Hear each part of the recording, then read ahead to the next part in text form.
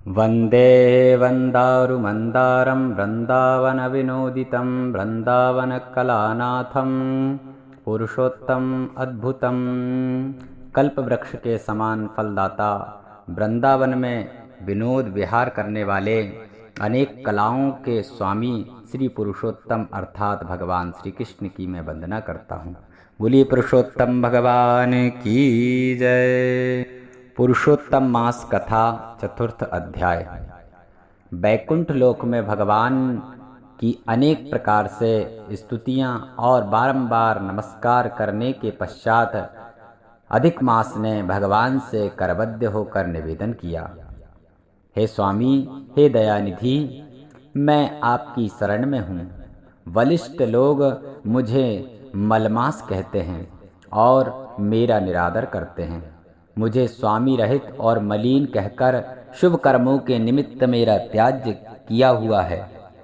हे दीनवत्सल भगवान, कंस की कोपाग्नि से जिस प्रकार आपने वसुदेव की पत्नी देवकी को सुरक्षित किया, आप वैसे मेरी रक्षा क्यों नहीं करते हैं? दावानल से ग्वालों एवं पशुओं को बचाने वाले दीनबंधु, आप मुझ शरणागत की रक्षा क्यों नहीं करते?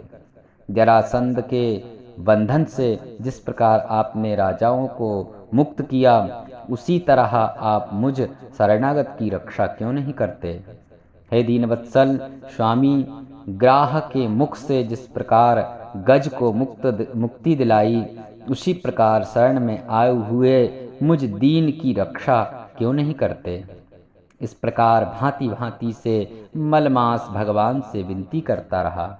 अधिक मास की यह करुणा पुकार सुनकर भक्तवत्सल भगवान ने कहा, हे वत्स, तुम अति शोकाकुल हो। यह महान शोक जिससे तुम व्याकुल हो कौन सा है? तुम अवशोक को त्याग दो, मैं तुम्हारा दुख अवश्य दूर करूंगा। जो प्राणी मेरी शरण में आ जाता है उसे कोई दुख नहीं रहता। तुम मृत्यु की कामना क्यों करते हो? यह स्पष्ट क्यों कहो और अब शांत हो जाओ। भगवान के ऐसे वचन सुनकर मलमास ने दीर्घ श्वास लेकर कहा, हे भगवान, आप आकाश की भांति संपूर्ण विश्व में व्याप्त हैं। आपसे छिपा क्या है? आप चर अचर सब में व्याप्त हो। आप सर्वसाक्षी और विश्वदृष्टा हैं तथा निरंजन निराकार रूप में सब प्राणी आप में ही निवास करते हैं।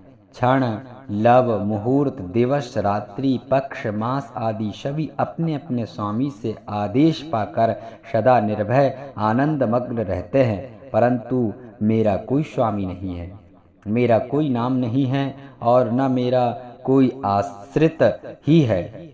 इसी से देवता मेरा निरादर करते हैं और मनुष्यों ने शुभ कार्यों से मुझे निषिद्ध कर रखा है। आंसू बहाते हुए मलमास ने आगे कहा, हे प्रभु, प्रत्येक स्थान पर सभी जीवों से ऐसा भीषण अपमान पाकर मैं अब जीवित ही नहीं रहना चाहता। अपमान की आग में नित्य जलने वाला व्यक्ति किस प्रकार सुख से रह सकता है? अतः अपना धर्म देखकर आप जो चाहें सो कीजिए। आप प्रभु हैं, मैं एक तुच्छ जीव हूँ। बार बार आपसे क्या कहूँ? मैं मृत्यु चाहता हूँ, मैं मरूंगा, ऐसा बारंबार कहते हुए वह मलमास लक्ष्मीपति के समक्ष शांत होकर गिर पड़ा। उसको इस तरह पछाड़ खाता देखकर संपूर्ण सभा विस्मय करने लगी। नारायण कहने लगे, उस समय वह अधिक मास जो ही गिरकर चुप हुआ, श्री कृष्ण भगवान दया से भर उठे और मधुर वचनों में उसे सांत्वना देने लगे।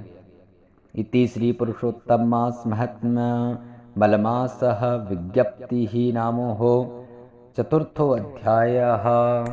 बोलिए लक्ष्मी नारायण भगवान की जय। श्रीमन्नारायण नारायण नारायण, श्रीमन्नारायण नारायण नारायण।